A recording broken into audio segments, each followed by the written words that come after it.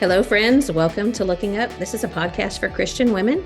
For those of you who are interested in things that are related to God and to Christianity and home life and friendship and laughter and those kind of things, that's what we like to talk about.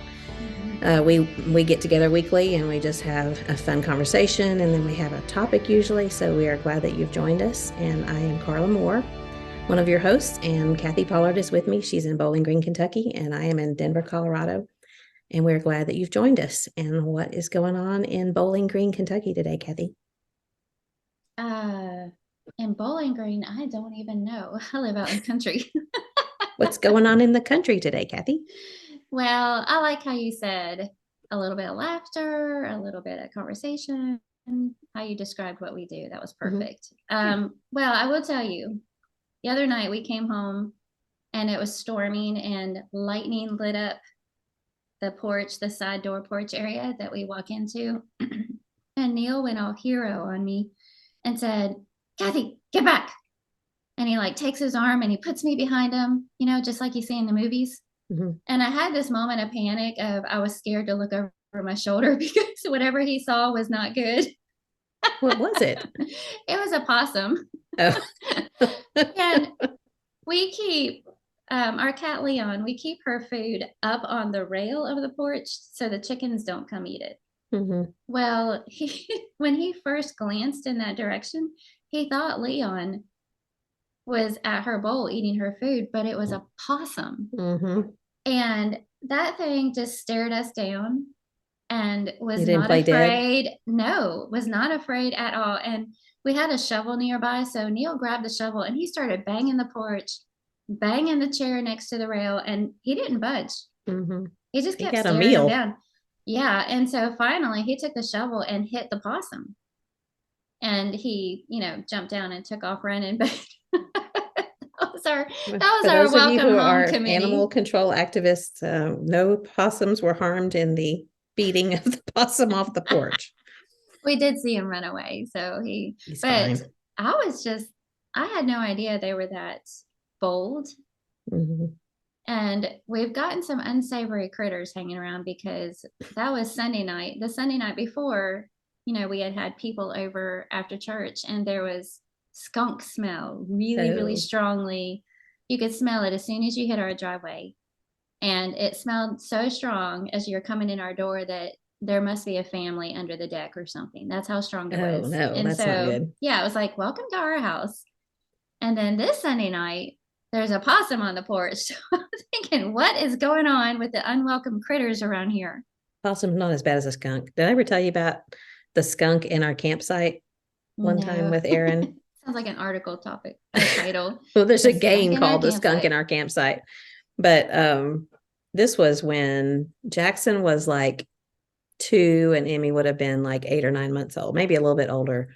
And we were camping down at the Bend. We don't always, but that's kind of our family place that we'll go occasionally. And John and I had taken an RV. We borrowed a friend's RV and parked it down there, but they were tent camping. So John and Jordan were off across the river fishing. And so Aaron had put Jackson and Emmy to sleep in the tent. And then we had a fire in the middle of the campsite. And then the RV was over on the other side, across from the tent. And she and I were just sitting at the fire. We were talking about things. And then all of a sudden, this little skunk critter noses into the campsite. And it's like, there's nothing scarier than a skunk because, it's not deadly, but it's dangerous. Like you don't want to scare it. What do? You don't want to scare it because it's going to spray you. So we jumped up and we ran into the RV. and they were like, wait a minute, what are we doing? You left the kids in the tent. And they were like, I don't know, 30 yards away. Oh, no. But we didn't know what to do to get rid of the skunk. Because again, you don't want to scare the skunk. It's going to spray. So we started playing music real loud, thinking the music would scare it away. No, it didn't do anything. And we started kind of stepping on the floor of the RV and making noise, trying to get it to move away. And it just kept getting closer and closer. Then I got the flashlight out and I was trying to signal John and Jordan across the river for them to come back. SOS. Finally, it went away, but it was like I just realized that there's nothing really more threatening than a skunk, because unless you are going to shoot it, but even then, if you don't get it just right, you're going to get sprayed and your whole campsite's going to be ruined. So we saw it again the next day. He made a little, I guess he had a home not too far away, but yeah. He wanted to roast a hot dog over the fire. Or eat the kids' drippings of their s'mores or whatever. But yeah, skunks are not good. I hope that you don't have a family. Did you look that up afterwards? What are you supposed to do? I don't know. I did not look it up. Trap them away from your campsite. Put a fence around your campsite. Throw your sleeping bag over it. I'm sure that's a great suggestion. Get close enough to throw a big sleeping bag over. Zip it up inside. Okay. Note to self, don't ask Kathy for advice how to deal with skunks. Or take me camping. That too. Yeah. Well, I'm not a very experienced camper, but anyway, we've laughed about that for a long time after that. Well, what's going on in Denver? We got a surprise snow this morning. Earlier this week, they were saying like 3 to 6 inches. And then this morning on the news, they said it's not going to snow. If it's going to rain/snow, but no accumulation. And then by like 9 o'clock, the parking lot was covered, but it's gone now. We've had 60s all week so far, and supposed to be in the 60s the rest of the week. So it's too warm for it to stick. But anyway, it's pretty. It got up to 76 here yesterday. Oh, that sounds glorious. Oh yeah, and look at this. Isn't that pretty? Oh, you've got some springtime. Bright yellow daffodils. These are not from my yard. So yesterday I actually did walk around my yard seeing if I could find something pretty to bring in and put in my kitchen. And I didn't find anything. And then we went by and saw Kelly Nix yesterday, and she gave me this jar of daffodils from her yard because she has spring bulbs planted and I have none. And so things are already coming up then. Oh yeah, her hyacinths are coming up. And so I just thought the timing of that was so coincidental, because I had actually walked around and tried to find something for my kitchen and couldn't. And then she gave me this whole vase of pretty bright green, bright yellow, cherry daffodils. So so pretty. Well, I imagine there's bluebonnets coming up in Texas. That's our spring. That's our hint of spring. And I hope we don't miss them, because we won't get back there until late March. But love driving back home this time of year, because you get to go through. It's so noticeable once you kind of cross that border between New Mexico and Texas and start heading south. It just greens up, and it's the prettiest time of year down there. And it doesn't last very long. The heat comes on pretty quick. But daylight savings is coming. How do you feel about that? I don't know. We lose an hour of sleep, right? Just for a little while. I only noticed that for a few days. But that means I always get confused. So it'll be lighter. Spring forward. Lighter later. Be lighter later in the evening, but it'll be a little bit darker later in the morning for a little while. Right? Right. But because you live on the edge of that time zone, I'm sure it's more pronounced for you, but I always look forward to it so much, because you can go outside after supper and take a walk, and it's just, I'm ready for it. But I know it seems to, people are always pretty polarized about daylight savings. They either hate it or love it, but I'm in the camp of loving it. Yeah, I'm ready for it. I've started taking some vitamin D, because I feel like I've been missing the sunshine.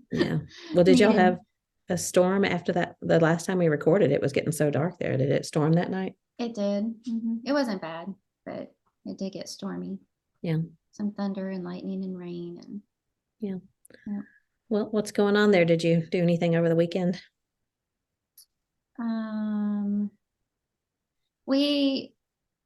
We went to Glasgow on Friday. Oh, I did tell. I think I mentioned last time that I was picking up some transfer wear, and I wanted to see. This is what it looked like. That's pretty. This pattern. Yeah, it says Royal Staffordshire Colonial Ironstone by J&G Meakin from England. So it was this cute little picture and some bowls like this, and then a plate.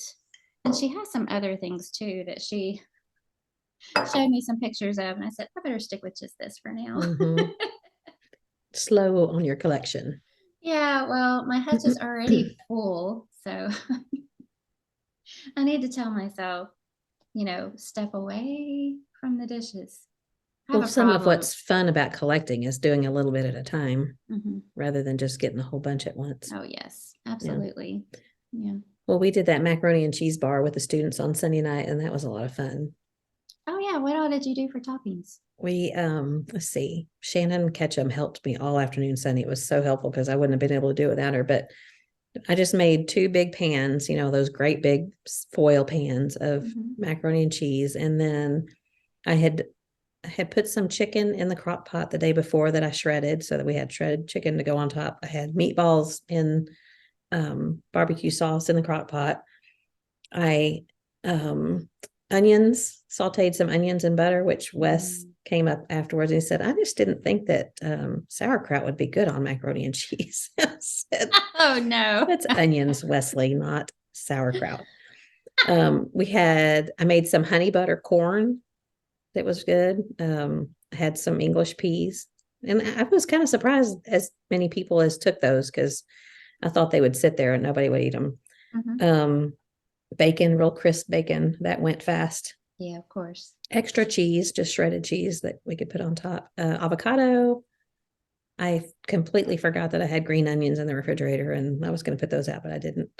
I had a table full of stuff. I can't remember all of it, but it was a lot of fun. And it went over really well. So let's talk mac and cheese for a second. Okay. When you do a big batch like that, is it the loose kind that you spoon out, or is it the more structured kind that you would sort of cut and lift out a square out with a spatula? Well, I like the looser, the creamier kind. Like because I wanted it to be able to, I wanted to be able to stir stuff into it. And I still probably would have wished I had made a little bit more sauce. It was just hard to gauge. I had 8 packages of, I think I used the, can't remember what it's called, Celentani or something like that. I like the ones that are real curly because then it holds the cheese better. And I don't know, I had like a whole quart of heavy cream that I used and like 6 cans of evaporated milk because that just kind of helps make it creamier. Man, I still could have used more. So anyway, it was good. Sounds good. Yeah. We went to Nashville on Saturday just to go to Costco. And they have that package of pasta that's the 6-pack, the organic, and it has the 2 bags of 3 different types. And I love those shapes. So our Sam's here doesn't have that. So yeah, one of them's penne pasta, right? There's some curly ones, but I can't remember. I usually end up not using the penne pasta though, because I don't know, it's kind of hard to chase around your plate. Yeah, it's funny because I think that's probably my least favorite, and that's Neil's favorite. Okay. We're compatible like that. Yeah. He eats the ones you don't want and vice versa. That's right. Yeah. Well, did you do anything else? Nope. No, it was a pretty quiet weekend. Like I said, we went to Glasgow on Friday, Nashville on Saturday, and the rest of it was just kind of errands and kicking around. And errands, yeah. We went and saw the teachers meeting on Sunday. Oh, that sounds like a good weekend though. We went and saw episodes 4, 5, and 6 of The Chosen. Oh. And I mean, it was really good. Lynn had told me that I would not cry, but I cried all the way through it. Not so much sad tears, but just touched tears. And it was just I recommend it. I hope that you'll catch up because I mean, it's kind of some of it's hard to watch and you know what's coming, but I just think it's so valuable for people to know how real it was. I mean, I know it's real. I'm convicted about that anyway, but just to see it played out like that is, I think helps people to make it more real. Yep. Yeah. Well. Maybe I will. Not going to do it. Not going to do it. Maybe I will, and maybe I will. Or maybe you won't. That's more like it, right? Well, of course, Neil's going to listen to this and say, "See, Kathy, Carla says you should do it." I think you should. But I will still love you if you don't. Moving on. Okay. Do you have anything else? Or should we jump in? No, we should jump in. Okay. Oh, I forgot to set the timer again. I always forget to do that. That's okay. Okay, we're going to do something fun today that sort of fun, sort of sentimental, and just talk about maybe some things that we've learned from these situations. But there is a podcast called Mama's Kitchen. And my daughter-in-law, Alyssa, sent me a link to this several months ago. And she said, you and Kathy should do this. And it's basically about things that you learned in your mama's kitchen. And the way they describe the podcast is Your Mama's Kitchen is a podcast about cuisine and culture, ingredients and identities, and the meals and memories that make us who we are. Mm-hmm. And I loved that premise because I think of all the kitchens that I have been in over the years, and I know you've been in plenty too, and both of us like to cook. I feel like I've lost my touch in cooking, but I still love the idea of cooking. It's just I don't have as many people to cook for. Mm-hmm. But you think back on all of the years that you spent maybe sitting at the kitchen table doing your homework, or your folks had people over. And I mean, I know that we had lots of company. Mom and Dad my dad was the Bible chair director at Navarro Junior College in Corsicana from the time I was born, actually before I was born, until I was 8. And then we moved to San Marcos, Texas, and he was the director of the Bible chair for Southwest Texas State University until I got married. So my entire life was spent growing up around college students. And so they were always eating something at our house. And then John had the same job when we first got married. He helped to direct the student center and the Bible chair, whatever you want to call it. So we've just always had lots of people at our table. And so I have lots of happy memories of meals, and I have memories that aren't so great, but that's kind of the thing about a kitchen table, is that good things and hard things happen there. But I think that we talked about kind of what can we do to make our kitchens a place that people want to be, and how can we serve people from our kitchens? How can we grow as a Christian from something as simple as our kitchen table? Or I'm looking at your kitchen island, and we've sat around that island, and there's just so many good things that go on in kitchens. So I thought we would spend a little bit of time on this podcast talking about your mama's kitchen. Actually, we're going to call it my Meemaw's kitchen, because that was one of my grandmothers. I call her Meemaw. And so what did you learn from kitchens that you've been in over the years? I'll let you start. Well, when I started thinking about this topic, I thought it was interesting just in my life and your life being so different as far as growing up when it comes to kitchens, because you kind of grew up mostly in the same area, right? Texas, yeah. And I grew up moving every couple of years. Mm-hmm. And so when I look back, the kitchen itself, there's not necessarily in my childhood one specific kitchen that I feel an attachment to, but I still have kitchen memories. Mm-hmm. And to me, that's kind of encouraging because, it's the life that happens, the people that you spend time with. And when I started thinking back over it, when you brought up this topic, I was thinking about people that I've spent time in the kitchen with that are related to me, and the people that aren't. And how is that not just the coziest place in somebody's house? And it seems like when you have people over, you can set things a certain way in the living room so that there'll be, maybe you light a candle in there, and you put on some soft music in there, and you have a throw on the side of the couch in there. Mm-hmm. But where does everybody end up? In the kitchen, and standing around your island and visiting, or, whatever. And I remember I watched one YouTube video by Shay Elliott. I think I bring her up a lot on this podcast, but she moved a little sofa into her kitchen for that reason. She said, everybody lands here anyway, so might as well make it comfortable, But so as far as what I learned in the kitchen, I can see how from the time I was younger, with my mom, it would have been sort of like what you brought up. Mm-hmm. we didn't have college ministry, but we always had people over. Mm-hmm.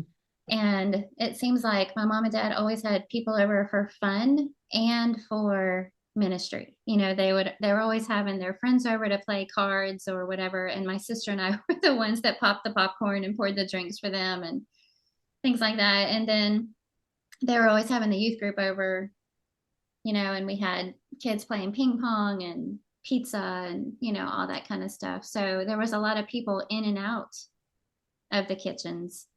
the various kitchens that we had. Mm-hmm. So let me go backwards. With my mom,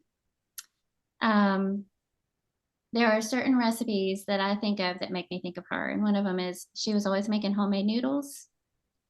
And she was always making this beef and broccoli recipe that over rice that was really good. And to this day, I cannot do it like she did. Yeah. She made something called hot chicken sandwiches. Have you ever heard of that? It's a little bit different. It's diced chicken, like big chunks of chicken, and maybe some mayonnaise and celery and onions. And then it was also diced Velveeta cubes that she'd put in there. And then she would put a bunch of it on a hamburger bun, wrap it in foil, and heat them in the oven. Okay. So the cheese melted down. And well, when we had our first baby, she made a bunch of those. They came to see us, and she made a bunch of those to stick in my freezer, so that anytime we wanted a hot chicken sandwich, we could just pull it out, and heat it up in the oven. And then another thing that comes out of that kitchen for me is my sister and I were always singing at the sink. So it's like these random blurbs of things, that maybe you've forgotten until you start thinking back. And I don't know that going in, my mom said, I hope she remembers that I always made homemade noodles. I hope she remembers that that she and Christy saying, you don't do that. It just kind of unfolds and it just happens. And, and then you look back and there was life and there were your memories. And so I love that. You look back and there was life. Yeah. Probably go ahead. Well, finish your thought. Probably, I was just going to say with my mother-in-law in her kitchen, it was probably a little more traditional. And because there was one location there, for the time that Neil and I were dating and have been married, they've had this home in North Georgia. And anytime we would get together for the holidays, especially Thanksgiving is a huge holiday for their family. And all the women gathered in the kitchen, and I loved it. Yeah. And we're just sitting at the table, shelling peas or peeling potatoes, or one person's over here making the pound cake, and the one person's over here in charge of the cheese ball, and just talking the whole time. And to me, that's what the holiday was all about. And I love that she let me jump right in and be a part of that. So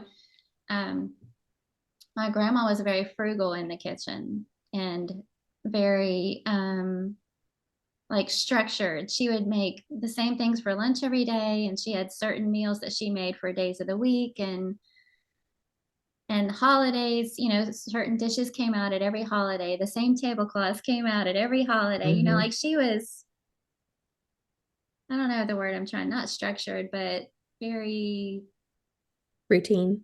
Yeah, that's about it. I was thinking predictable, but that doesn't sound very favorable. Sounds pretty, I mean, the way you're describing it sounds like she's pretty structured too. Yeah, she was. So as far as family goes, those are some of the sort of snapshots that come from the different kitchens that I was a part of growing up. So. Did you and Christy always do the dishes together, or did you take turns, or did you do the dishes? Did your mom do them? We did the dishes, and I don't know that we always did them together, but I feel like we did. Yeah. From the time we were really young, I can always picture her standing right next to me. We probably just switched off whose turn it was to wash and whose turn it was to dry, But, did you have a dishwasher? You had different houses, so you probably did in some and maybe not in others. Yeah, I'm trying to, even the last house that I lived in when I was in high school, I can see us standing at the sink washing dishes. So it makes me think that we didn't, but I could be misremembering that. I feel like the kitchen is the first place that you learn responsibility.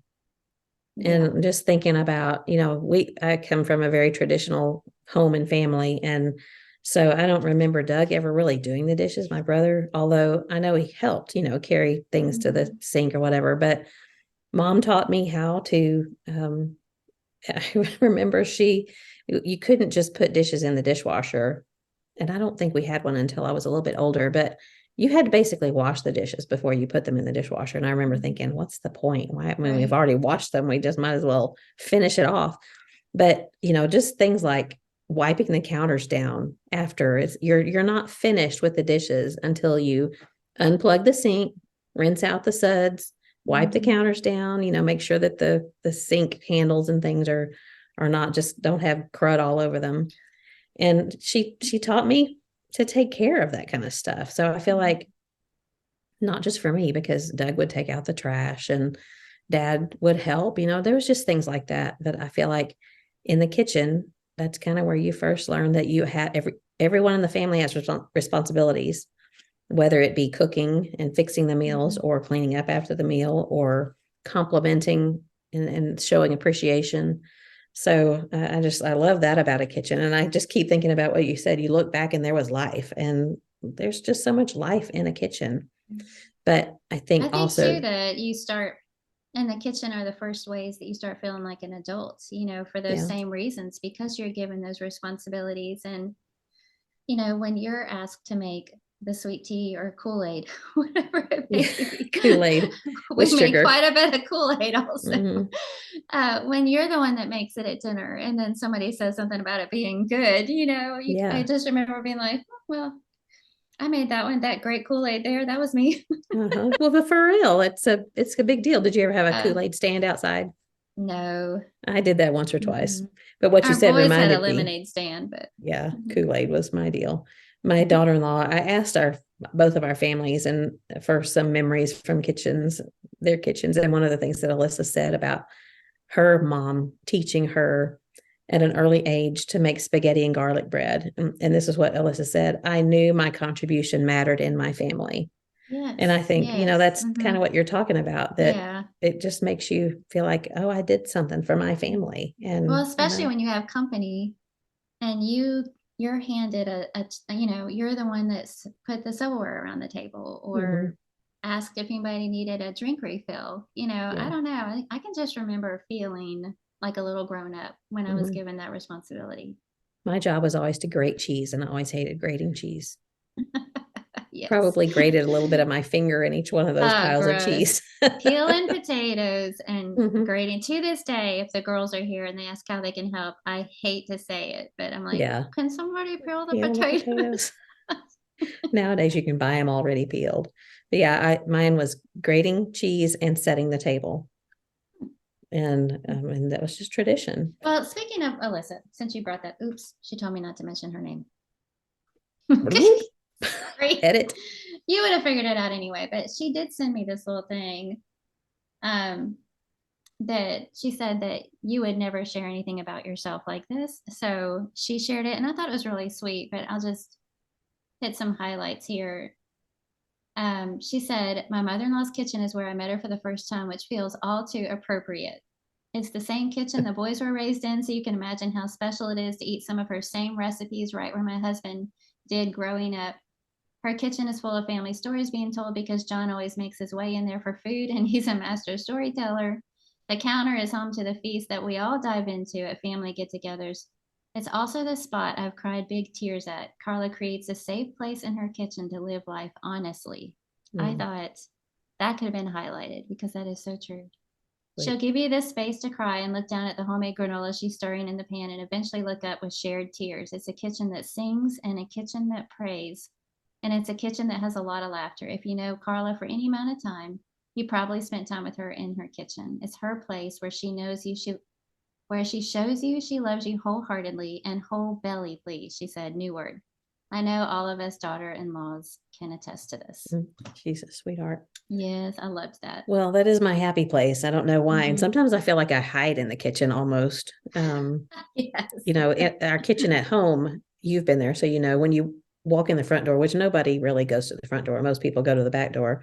But if you walk in the front door, it's immediately to the right. And I know you know this, but when we built that house in 1995, John's parents gave us some acreage, and we were able to use that land to be equity for a house. And so we built a house then. And we were able to kind of choose the way we wanted to do it. And it's a big bar right as you look into the kitchen, where my sink is right there. And the model house that we looked at had a bar that was raised, like you put bar stools at. Oh yeah. But I had also seen another one that had a flat bar that I thought would be just fabulous for serving, that's where you can spread out all of your dishes. If you have a big bunch of people over, I could put my cutting mat and my sewing machine there. So at the time, I remember my mom saying, I don't know if you're going to want it to be flat like that, because if your kitchen is so obvious when you walk in the door, what if you have dishes in your sink? Oh, what if I have dishes in my sink? I always have dishes in my sink. But she was just making the point that what if I wanted to like hide them, Yeah, there's and no just hiding. Yeah. So I thought, no, I'd rather have this big flat open bar. And I've been so glad that I did that 25-ish years ago, because we have used that and used it and used it. And I mean, changed diapers on it. Of course, we've cleaned it after we've changed diapers on it. But I mean, Micah was born and raised in that house, which is very, very unusual for a preacher family to stay in one house. But he was born until he moved out when he went to college. And then the other two were just like 8 and 6 years old. Jordan and Jacob were. But it's just such a place of happy memories. We and maybe not some so happy too. There was some hard stuff there, but our dining room had carpet in it. Don't know why. I don't either. Don't understand how that could have ever happened. That's the way it was in the model home. Yeah. And it looked pretty for about, I don't know, a month or so. And then 3 boys, carpet, spaghetti. No carpet in the dining room or the bathroom.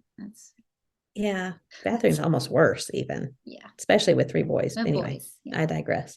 But we ended up changing the carpet. We took it out ourselves and replaced it with tile after they were grown. The boys helped us do that. They were grown and gone. But anyway, it's my happy place. But sometimes I feel like I go in there when I don't know what to do with myself. I go stand behind the sink and wash dishes or whatever. It's just weird. One of my oddities about myself. But I love being in the kitchen. It's just a happy place. Isn't it interesting how I'm sure you've been in somebody's home that probably isn't set up perfectly for entertaining, but it always works out. Yeah. We've had houses that probably didn't have the best setup, and growing up, we've, lived in a whole bunch of different houses, but it always works out. Whether it's a small crowd or a big crowd, everybody finds a place to land and enjoys being there, so it doesn't have to have this perfect arrangement. Right. You're still creating memories even in the imperfect environment. I know we talked about this when we talked about hospitality, but I think some people feel like there has to be a chair for every person. And I mean, it would depend on who you had. If it was a lot of older people who have difficulty standing, then you would want to have seats for them. But I think of all the young people, they just go find a corner to stand in or sit on the floor or whatever. And you don't have to have a place for everyone to sit. It just doesn't work that way. Like you're saying, it finds a way of working out. Well, can you remember kitchens that had an effect on you, maybe as a young wife and mother, as you went through life? Oh yeah. I mean, from my very early years, there's a couple ladies in particular. And when we first got married, we lived in Livingston, Alabama. And one of the members there, her name was Zia, Zelia, Zia Stevens. She's the one that had me into her kitchen and taught me how to make jam. We made peach jam and homemade biscuits, and she taught me like this perfect marinade that you marinate chicken in overnight, and then when you throw it on the grill, it almost tastes like steak. It is so good. And I need that recipe. Yeah, so she just kind of took me under her wing. And another lady that did that there was a woman who wasn't very much older than me, Shelly Holder. She's only 7 years older than me, but at the time that seemed a lot older. Yeah. Since I was 20. But she was the same way. She was always having me over and showing me like practical things in the kitchen and in the house. And I can still very clearly see her kitchen. And she had small children, and, she just invited me in to join her life and said, here's what I do with onions, and here's how I make pizza, and here's what I clean my bathtub with. I even knew that. Yeah. It's a good friend. Yeah. And I still remember the first kitchen that I thought was just beautiful. And that was Kay Young, her from Cold Harbor in Virginia. Yeah. And her kitchen is just, she has a lot of red in her kitchen and a lot of antique kitchen tools on the wall, and I just thought it was so, so beautiful. That was the first kitchen that I was just like, I love this place. And of course, they were very hospitable also. Was that before they added on the room behind it? Mm-mm. So you're just talking about just the kitchen, the eat-in kitchen? Yes. Yeah. Yeah. Yeah. And then I have one in Africa. We made several trips to Tanzania. She was Stephanie Stafford then, but her husband died and she's remarried, and she's Stephanie Rake now. But all the meals that we ever ate in their home were so good. But my yeast roll recipe is hers that I wrote down on a scrap sheet of paper while we were there. Yeah. And so every time I make them, and I use the same recipe for our cinnamon rolls, every time I make them, I think of her, and I'm just transported back to Tanzania and her kitchen. Yeah. And then, okay, I thought I'd share this last one because it was kind of random. This shows you how brief amount of time you can spend in somebody's kitchen and it still make an impact. It was a ladies' day that I did in California. And the people I stayed with were David and Jeanette Lee. And I was so embarrassed because when I, drove out to their house and I saw their house, and then they have all these beautiful trees. They have pomegranate trees, olive trees, citrus trees, almond groves all around them. I mean, it's just beautiful. And I made some kind of statement like, this is like Big Valley, California style. Because my mom used to watch that show, Big Valley, that old Western show. And she said, this is where that was filmed. Wow. No wonder made you think of that. This is that valley. And I went, oh. But anyway, while we were there, they just made me feel like I was a part of their family. And she would toast for breakfast. She would toast English muffins in the oven with butter on it. Stick them in there, and then she would have homemade orange marmalade to put on there. She made a homemade pumpkin butter, which I'd never had before. That was so good. And she had this fresh pasta meal made the night that I arrived, and like everything was just about that whole experience was perfect. And her kitchen was just so welcoming and gracious and sweet and comfortable. And even though it was my first time meeting them, and then I was staying in their home as a guest, but they just made me feel like family. And I walked away with that kitchen leaving a huge impression on me. I think back on it and smile. I've made her pumpkin butter since then. I have toasted English muffins in the oven like that. I never did that before. I just did them in the toaster, so, but that was just one of those random, I was only there for 2 or 3 nights, and I'll never forget it. So yeah. Well, I think of kitchens that I'm comfortable in. Yeah. And one of those is yours. Aww. And when y'all were here in Denver, I remember y'all were only here. We came in 17, y'all left in 19. So we were only here really crossed over a couple of years. But just your color choices were warm, and you were always one to me that has things ready. And I've never been able to do this. You have things ready when people get there.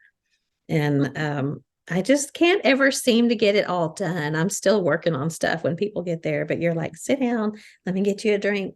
And then you pull things out, and one thing after another is delicious. But I think more about the kitchen that you're in now, and just your shelves that are filled with things that you've had your hands in and on and created.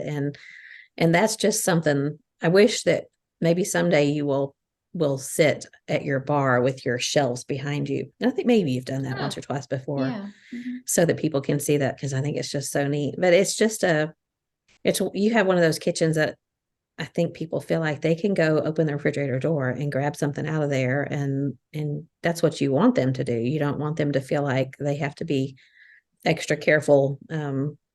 Obviously people need to be kind and nice and all that, but you want people to be at home in your kitchen, is the way that I feel there. I was also trying to think of some in my memories. My earliest as a young wife and mom, I know I've mentioned her before, but Lemon Knight, she was the one that she collected cookbooks. And I bet she had 30,000 cookbooks. I mean, and she had them cataloged too. She knew which ones she really? had, but every room I in her love people house, who collect cookbooks. well, every room in her house had cookbooks in it. Oh, wow. She had along the top of the wall, they had a train track. So they had trains that would go from room to room. And it was, it was a fun house, but shelves in every room with cookbooks.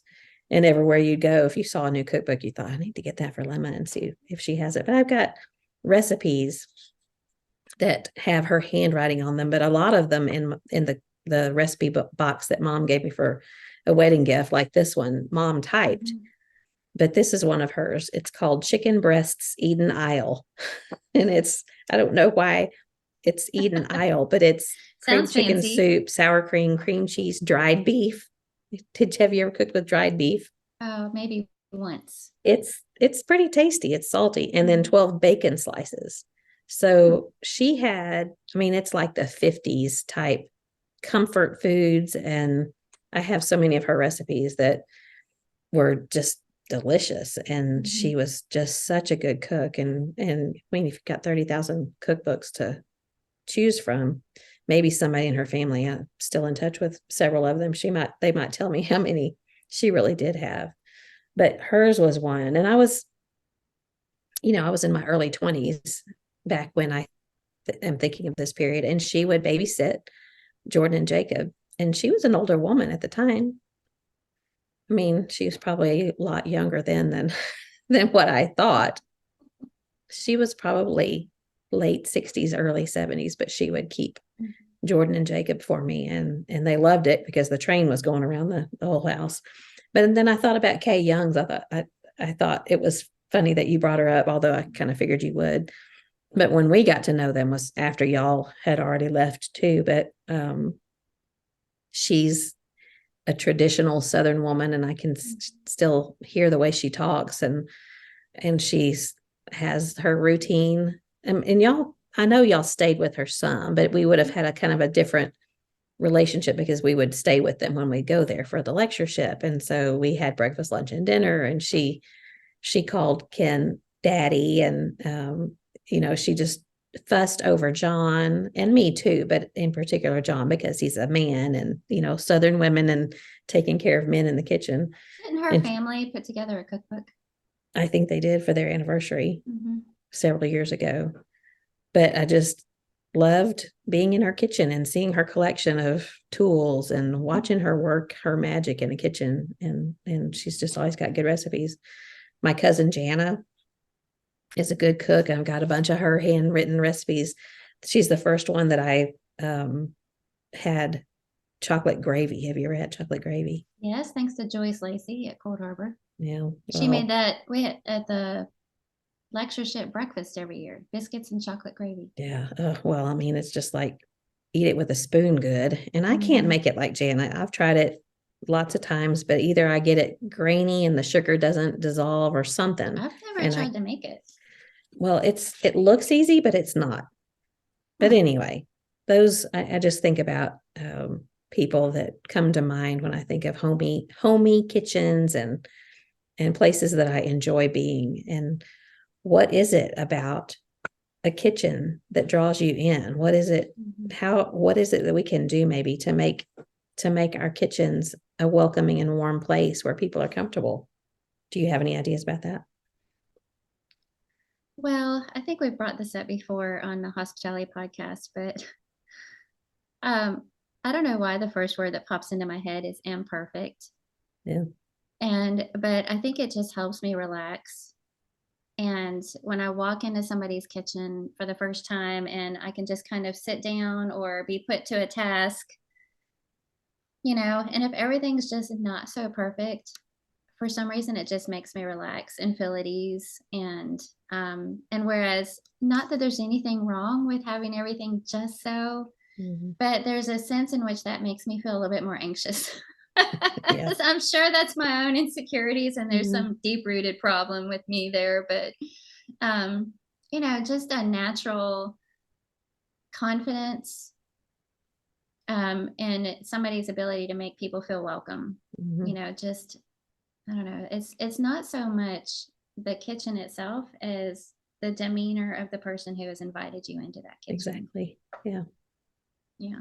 A welcoming feel and comfortable. And I think that's such a great way of saying just not perfection, because I think so many of us feel like we have to have the perfectly set table or the perfectly clean kitchen, but that's where we live the most, and that's where the most messes are made. And I was just thinking about, I can't remember why this came up, but someone is probably right when we first moved into that house in the late 90s.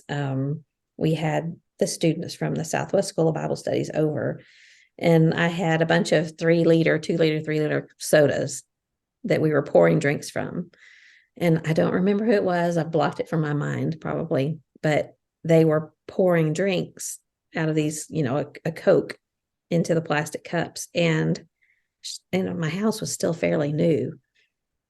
And this person dropped that 3-liter of Coke and tried to catch it with her foot. And it was open and kicked it basically. And it was sugar Coke, so that was, well, my oven at home has those like vents at the very top, the little indentations, and Coke went all in there and then dripped down inside because the glass oven, the glass on the door is insulated, and it dripped down in there. And there's no getting any of that back. Nope. So it was like a christening for my nice, clean kitchen. Right. And so every time I look at that impossible to clean vented part of my stove door, I thought, oh, great. Well, so this is imperfect. Welcome to my messy kitchen. It's like, you're going to try to be perfect? Nope, not going to be perfect. Well, and too, I was thinking back to maybe, I guess it was last summer. We thought we were going to watch somebody's game and found out that we had the date wrong. It was actually, a few days later or the following weekend or something like that. And so we were contacting Barrett and Hillary Hammer, like, what field are you on? We can't find you guys. And they said, oh, the game's not tonight, And so anyway, we're like, whoops. And they turned right around and said, we're just about to sit down to dinner. Why don't you come over? And Neil and I are looking at each other like, do they mean now? Right now? Just right now? And they did. Just spontaneously like that. Yeah, they got kids. Yeah, come on over to dinner. And so we went straight from the ball field to their house and joined them for dinner. And I just remember being so impressed because I don't know that I would ever do that. You have to have more preparation time. That's right. But they just, it was just a matter of sharing a meal. And I mean, of course, their home is beautiful anyway, and it always looks great. But they just were like, we were there. There was no game. How about you come over for dinner and we'll visit? And we did. We went over. We had a great meal with them. We visited with them. It was a lovely evening, completely unplanned. Yeah. And that just, I feel like I learned a lesson that night, and it was great. Yeah, that is a lesson to learn, that you can, nothing has to be perfect, and just be hospitable. Yeah, I love that. Well, I was remembering my grandmother's kitchens, my Meemaw and Boompah. And I can't remember why Meemaw ended up being Meemaw. Boompah was an old Spencer Tracy movie. I can't remember the name of it, but anyway, that's where they got the name. But I can still smell her kitchen. And it was just an old kind of 50s house, and it had a creaky floor, but she was kind of, she wanted things to look really nice. She always wanted things to look nice. They had a fire that burned their house down when my dad was 3. It was 1939. And I have the quilt. I've mentioned this before. I have the quilt that she wrapped my dad in, stuck him in the car, and he had to stay there until the fire was put out. But it burned everything down in their house. So my Boompah worked at Swift and Company, and his coworkers put together enough money for Meemaw and Boompah to buy a new kitchen table, hutch, and a buffet. I have the table at my house now. My mom has the hutch and the buffet, but Meemaw always wanted her table to look nice. And she had this, it's not china, it's pottery dinnerware. I don't know what the name of it is. And I came across it in Goodwill 5 or 6 years ago. And you know how when you see something that just brings back that tangible memory, and it just instantly got tears in my eyes. Obviously, it wasn't hers, but it was the same pattern. I had to buy it, and it's at home in Texas. I can't show you, but just so many things that I remember about her kitchen. She had one of those address Rolodex things. Do you know what I'm talking about? That you push the little button at the bottom and it pops open, and but you slide it. Like if you want to look up the Pollard address, you slide this little thing to the P, and then you push the button and it pops open. And she let me play with that. I think a lot of grandparents like, don't mess with that, you're going to ruin it. But she let me play with that. She had an adding machine in her kitchen that I played with. She played canasta. She called it canasta. We always say canasta, but and so she had those cards. Probably depends on where you're from. She had a card shuffler in her kitchen that I remember, shuffling the cards or just spinning it, even if it didn't have cards in it.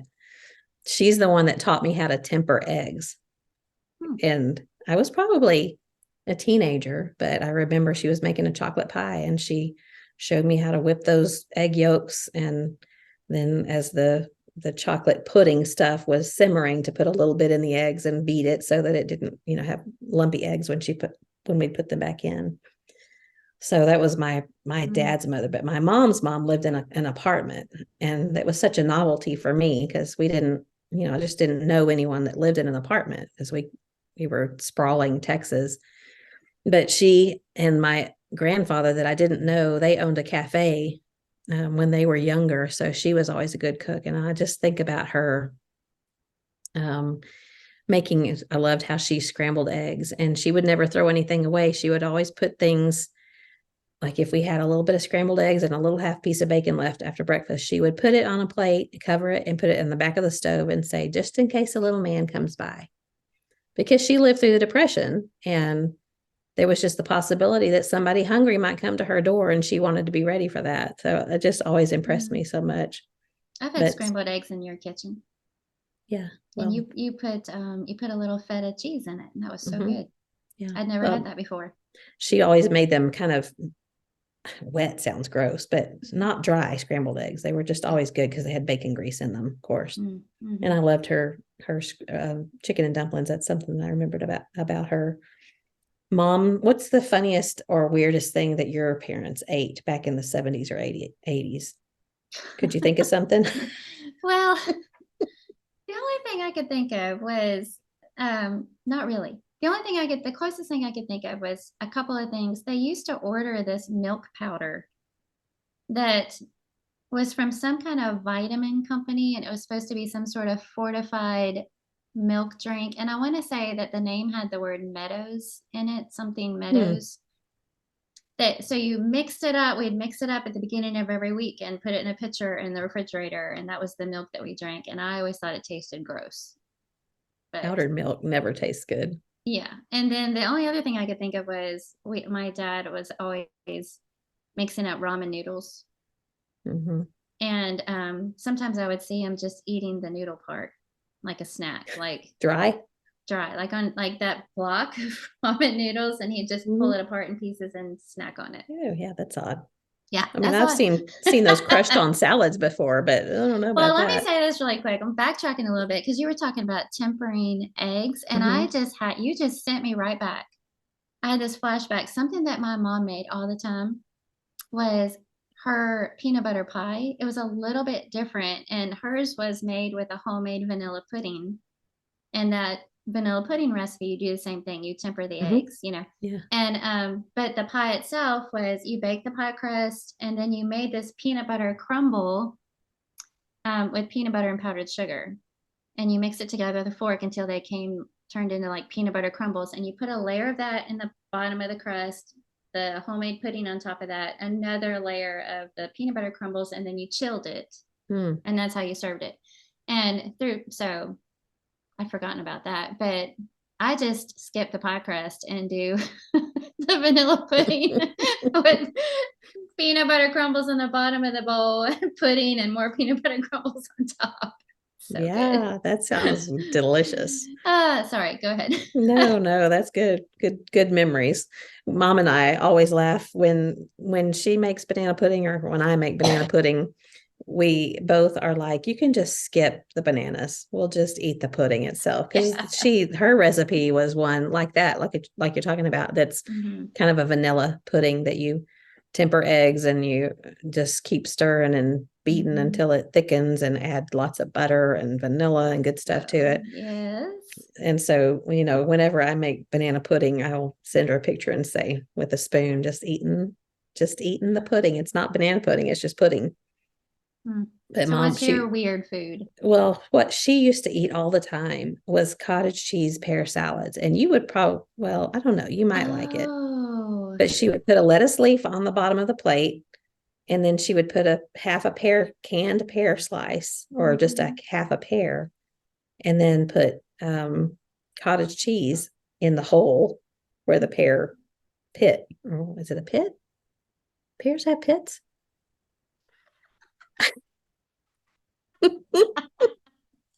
I don't like pears, so I don't. It Did just they always wear looks so deodorant?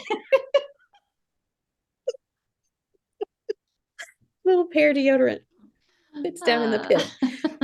Anyway, she would put cottage cheese down in that. It was a little scoop, in the pear, and then sometimes she would put a maraschino cherry on top of that. I think the cherry, and I just always thought, oh, that's gross. All right, so Neil brought that recipe to our marriage but it wasn't cottage cheese, it was mayonnaise. When he was growing up, it was a lettuce leaf, half a canned pear, a glob of mayonnaise, cheddar cheese, shredded cheddar cheese on top of that, and then a maraschino cherry on top of that. So I mean, that just sounds so very 50s, doesn't it? Well, speaking of weird, I have this book right here called, it's actually a beautiful cover at my grandmother's table. I love that. And yeah, it's filled with all these stories and recipes of people's grandparents. And I love it because all the grandmas have their different cutesy grandma names, Some of the recipes are traditional, but there's this one in here called Granny Crabtree's pea salad. Listen to what has in it: 2 cans of peas, 1 jar of pimentos, 1 can of pineapple chunks, 3 hard-boiled eggs chopped, and then Miracle Whip. It's a hard pass for me. Yeah, me too. Somebody might like it. Sorry if you do, but no. Granny Crabtree was probably very sweet, but yeah. Well, things change and things come in and out of style. And now I'm trying to think what we might serve today that our kids are going to say, I remember what mom used to eat. I don't know. Probably so cottage cheese. It's always going to be cottage cheese. But I was just thinking about mom, and she's always been such a great cook and she loves to cook. But one of the things she taught me in early marriage was this is such a traditional thing. If you're running behind and you don't have dinner ready when your husband comes home, just go down in the kitchen and put a little bacon grease in your skillet, get it hot, and chop some onion and brown that onion in the bacon grease. And it smells really good. And that way, when they come in, they'll be like, okay, dinner's on the way. We're going to have dinner pretty soon because it smells good in here. I walk in the door and go, something smells good. Yeah, what you cooking? And like, I don't know what's cooking except onion right now, but it's going to be something good. Dinner will be ready soon. Go make yourself comfortable. Yeah. She would always take such good care of Dad, though. He loved chili. She made chili all the time for him, and she would put in like little, I don't know, pint sized jars, the little jelly jars. Yeah, jelly jars, and freeze it. So anytime she was going to be gone somewhere at lunchtime, she would pull out one of those jars of chili for him and have it ready for him. But that, she's the one that made this recipe box on the other side of the table. I can't reach it, but typed up and hand wrote a lot of recipes for me. And so I just think of a lot of things that I remember that she made. But you and I have that in common because we both have a recipe box. Yeah. And mine, I think you did something very similar, if not the exact same thing. But right before I got married, I sat down with my mom and grandma at the table, and we all hand wrote all the recipes that I wanted from mom and grandma. So I can just go through that box and have the memories and their handwritings. And later, can't remember if I ever told you this before, but later, after I got married, my grandpa sent me just an old file, like a plain plastic file box that holds like regular index cards, you know, with all of my grandma's recipes typed up. Yeah. So I have some duplicates, the typed ones that grandpa gave me, and then the handwritten ones. But I took those and framed them. Oh, that looks so good. You told me you were going to do that. Yeah. Well, they're not exactly even. So I'm going for the imperfect vibe here. But the top one is sweet potato casserole in my grandmother's handwriting. The middle one is chicken pot pie in my mom's writing, and you can see how you spilled things on it. Yeah. And then the bottom one is homemade noodles in my handwriting. And look how childish it looks. Can you see that? Sort of, yeah. It's kind of a glare. Yeah, I would have been 19. Yeah. When I wrote that down, and it looks like I was like 8 when I look at that handwriting. You didn't know that 40 years later you're going to be showing it to a bunch of people. That's right. That's right.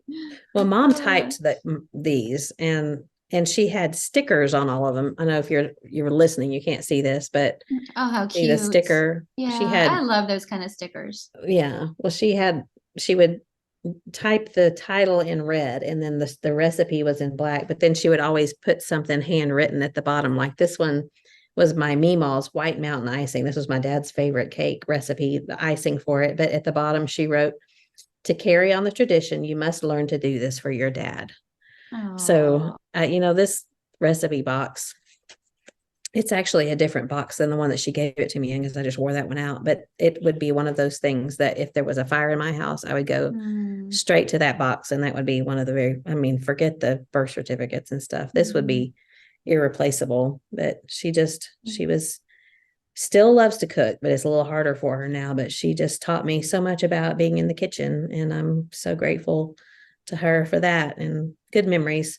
But really, your kitchen, the one of us that needs to be teaching others how to make a cozy, welcoming kitchen is you. Because I've said that on this podcast before. You can take any environment and make it cozy and welcome. You can take sterile church building fellowship halls and make them somehow transform that huge space into a cozy, cheerful, welcoming space. You really have that knack. Thank you. I don't know what it is. I'm not sure what, but thank you for saying that. It's sweet. But I asked your kids, yours and mine, and of course, not everybody. It's all of our kids are busy, but I got some response back from Emily. She just talked about how she loves home baking bread now because of you, and that she has spent lots of time with you in the kitchen. It's always filled with laughter and good conversation, and always ends with a good meal. But then she has a memory with her mom of making, these are the things that she listed: chili, cornbread, biscuits and gravy from scratch, chicken and dressing, broccoli casserole, sweet potato souffle, cube steak, Martha Washington candy. I meant to ask her what that is, because I don't know what that is. They spent a lot of time cooking together. But then I've heard Carl bragging on Emily's homemade biscuits and gravy. So she learned well from her mother. She learned that well. Yeah. And then Janelle, this is what she sent me from Dale. And I just have to read it because I can just hear him saying this. He said, "When we were kids, my mom had a drawer filled with all kinds of spoons. If we got in trouble, Mom would tell us to go pick out a spoon to get spanked with. I would take my time and go through each one individually to try and figure out which one would cause the least amount of pain. I would go so far as to do a test spanking with each one." I could just see him spanking himself with the spoons. "Sometimes I would try and bring my mom a small one, a measuring spoon, but was told to go back and try again. And if I couldn't find the right one, then she would go pick one out for me. The lesson I learned here from my mom's kitchen was never underestimate the amount of trouble that can be stirred up with such a small spoon." But she said, he went on to say, "The kitchen table was a place my mom taught us many school subjects throughout our entire childhood. But as I got older, the kitchen also became a place for many late night chats where my mom cooked up some sage wisdom." And I know you've told me before that y'all, it's just a place where you sit down with your kids sometimes, and maybe not even intentionally doing that. Like you and I have had this conversation before where you said, it's not like you're sitting down and saying, "Let's make a memory with my child today." Yeah. But maybe we should, maybe we should be mindful of that we are making memories. It's like anything else that when you think about it, when you're intentional about it, it's a good thing. But sometimes you don't, and you still make memories and they're still good. Do you miss cooking for your boys? Yeah, I do. I do Do too. you not, or do you? I do. Yeah. I do. Some meals, some recipes I don't make because it's just the two of us, you know. No, maybe I'll save this for when all the kids come over. Yeah. Yeah. I ran Johnny's. across a sheet of paper I found the other day where I had written down the weekly menu plan, for my family, and just reading through some of those things that I was going to make just made me feel so sentimental and miss those days of just cooking for the boys and, sitting around the table and hearing them eat. And yeah, they were fun to cook for. Always loved to eat. And John, at times, they went through a phase where we'd all sit down and start eating, and then he would like stop and he'd look around at each of the boys, and it was like the signal that went between them, and they'd put their forks down and then they'd just start clapping for me. They clapped for me. And sometimes they still do that. It's kind of fun. It's just a memory. Well, Janelle, I'm sorry, I keep interrupting you today. No, you're good. Go ahead. My sister's husband trained their boys. She had two boys, and trained them to thank her for the meal, but also to say it was good before they could excuse themselves. They always had to thank her and tell her that the meal was good. That's a life lesson right there. Thank Show you, appreciation. That was good. May I be excused? Yeah, sometimes I said it all in one breath. Yeah. Thank you. It was good. Let me be good. Can I go? Janelle was talking about her kitchen with her mom when she was growing up and how she enjoyed being in there. But I loved that she said she was a tomboy, didn't have much interest, but her mom wanted her to learn to cook. So in order to do this, she came up with a creative way. One of those ways was pretending we were on a cooking show. We would talk to our audience, the couches, and teach them, but really she was teaching me the art of cooking. My mom's kitchen, no matter where they've lived, has always felt like home. And so I just thought that was neat. I asked my niece Lauren if she remembered much about her mom, my mother's grandmother name is Mom. Okay. She says, I remember the tradition of making dough ornaments. I can still smell the dough, talking about salt dough, at Christmas time, making dough ornaments. She said, the things that stick out to me, along with certain recipes, are Mom's care and attention to preparation and presentation, especially to Pawpaw. Food is the sixth love language, I think.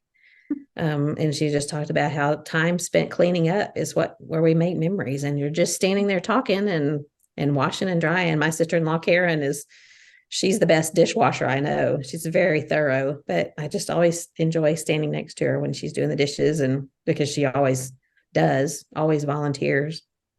And that's another thing. What do you think about when you go to someone's house? And a lot of times now we tell people, no, I don't need help with the dishes. Let's just go sit down and I'll do them when y'all are gone. And that's what I do most of the time now, is tell people, let's just go sit. And John helps me. But I feel like in times past, we used to do that together. Maybe families do that more together, but guests don't. But what do you do about that? I've done it both ways. I typically lean to just leave that. We'll get it later. Let's just go in here and be comfortable and visit. We'll go in the living room and have coffee or whatever. And, but for myself, I know it makes me feel good to be able to get in the kitchen and help him clean up. Yeah. And we've talked about that on here before too. And a lot of times that gives you a chance to talk while you're in there and visit, and then you're not leaving them with a kitchen that's a wreck, Yeah. But yeah, on the other hand, I feel like you just want your guests to be comfortable and not worry about that too. And Neil and I, we enjoy doing that together. After everybody leaves, we like to talk about how the evening went. And yeah, John always. Well, I say we enjoy doing that. I don't know if Neil would say that. We should Neil's ask him how he feels. Neil's like, you should definitely let your guests help in the kitchen. Yeah, I think I prefer to get everybody to sit down and not worry about it. And then John and I will do them afterwards. But when I'm at someone's house, I really do want to help them. I don't want to leave them with that mess. But so many times people say, don't worry about it. We'll take care of it. Yeah. I did want to just read a couple more things. I don't want to read too much, but my son Jake sent me some memories of our kitchen growing up. He's one of the things he says on more than one occasion, I snuck into the pantry to quietly and surgically extract a Little Debbie oatmeal cream pie or fudge round. And I think he thinks I didn't know. But how many things do you know that your kids are doing that they don't know that you know that they're doing? You know, that's right. Right. You can hear those rappers. Moms have the ears and the sixth sense. So, Jake, you didn't fool me with any of that. Just because you don't let on doesn't mean you didn't know. Exactly. Yeah.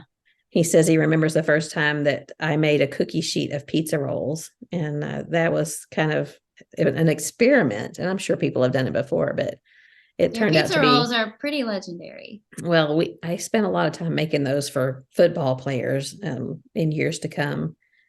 But what he said about my mom's kitchen, his mom, he said music was always playing the best music, the same music that now plays in my home. And I love that he, he's carried on that same Nat King Cole and just good 50s, the Mills Brothers and Johnny Mathis and those. He loves that kind of music.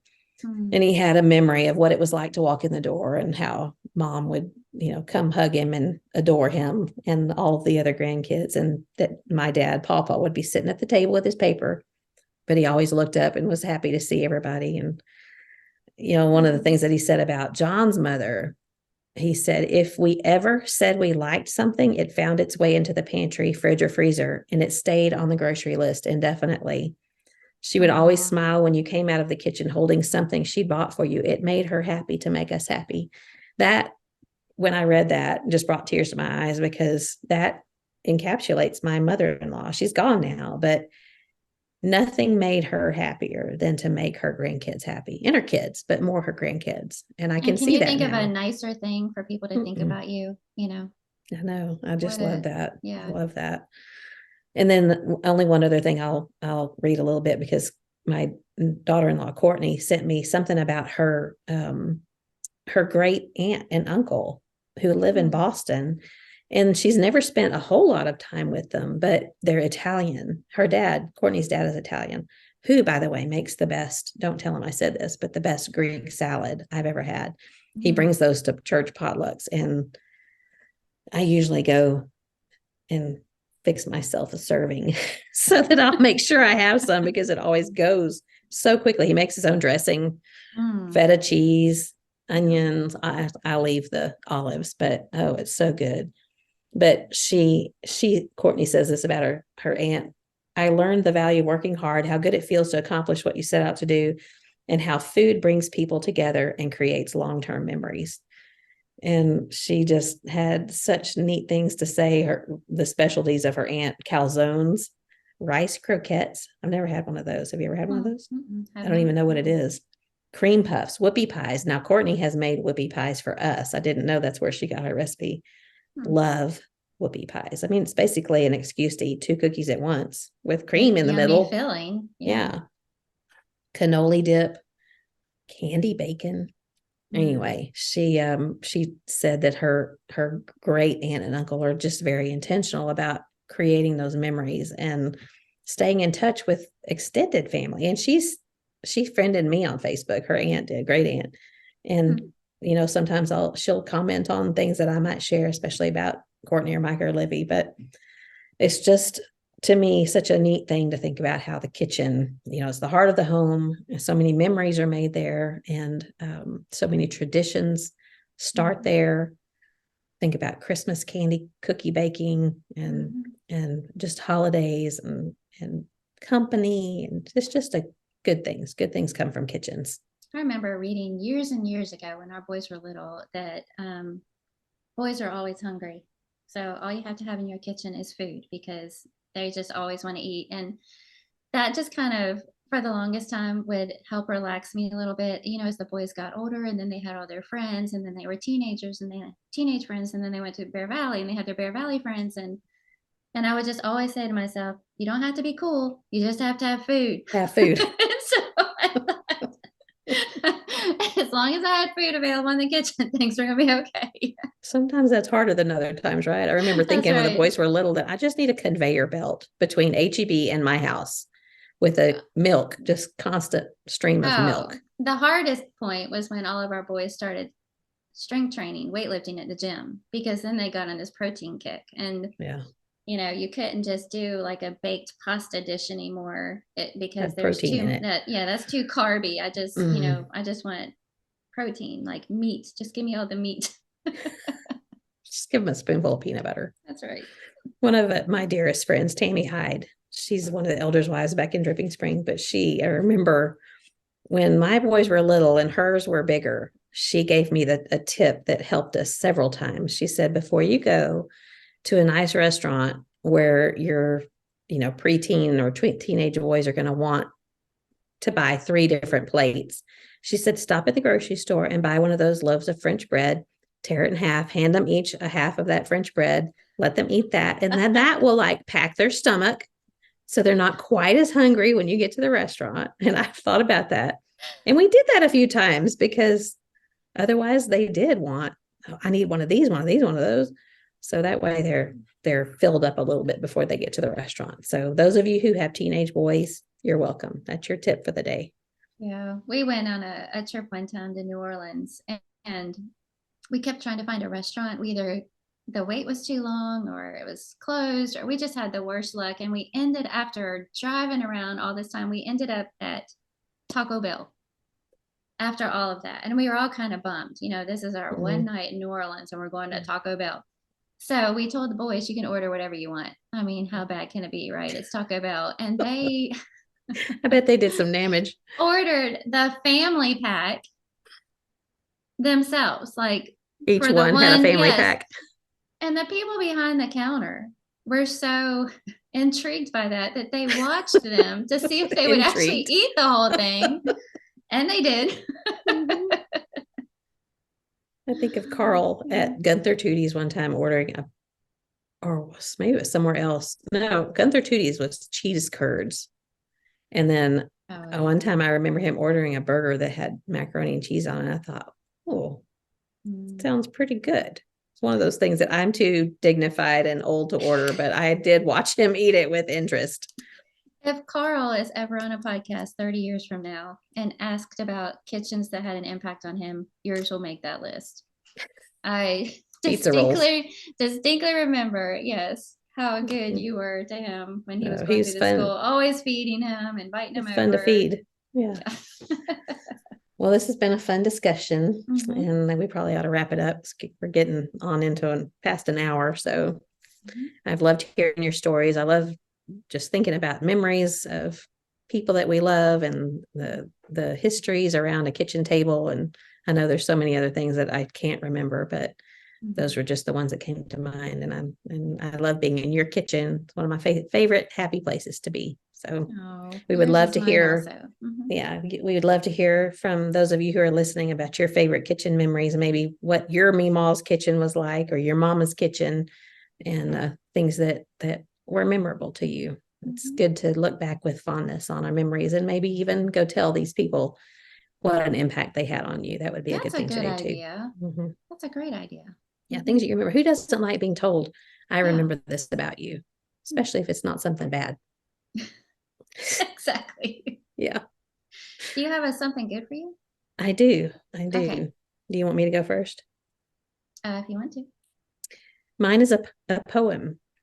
Aww. Which is kind of different because I'm not normally all that into poetry, but this is something that I remember sharing with my boys when they were younger on different occasions. And they may not even remember me sharing this with them because I don't know that they read it, but it was meaningful to me at the time, things that they were going through that I wanted them to think of. But it's called If by Rudyard Kipling.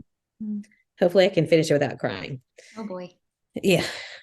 It says, if you can keep your head when all about you are losing theirs and blaming it on you, if you can trust yourself when all men doubt you, but make allowance for their doubting too, if you can wait and not be tired by waiting or being lied about, don't deal in lies, or being hated, don't give way to hating, and yet don't look too good nor talk too wise.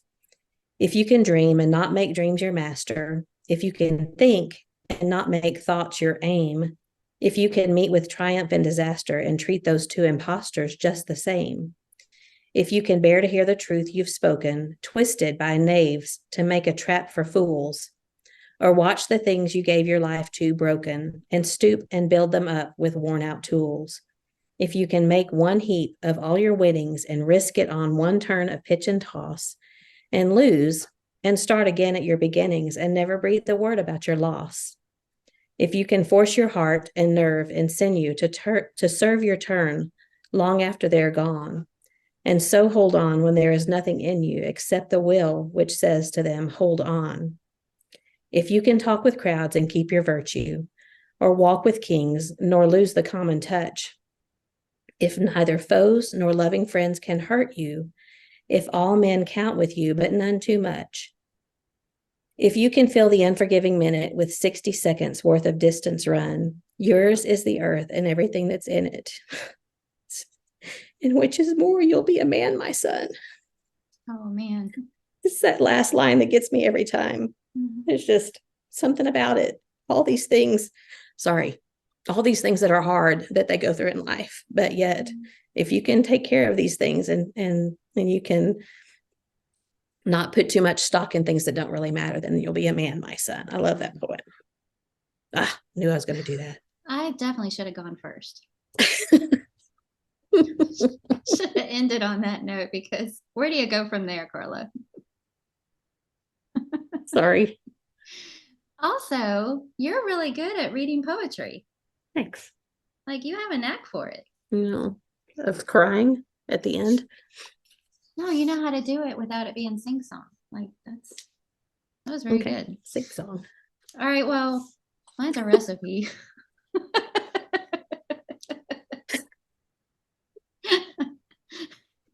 Is it a good one? I'm going to see if I can read it in a rhyme. Okay.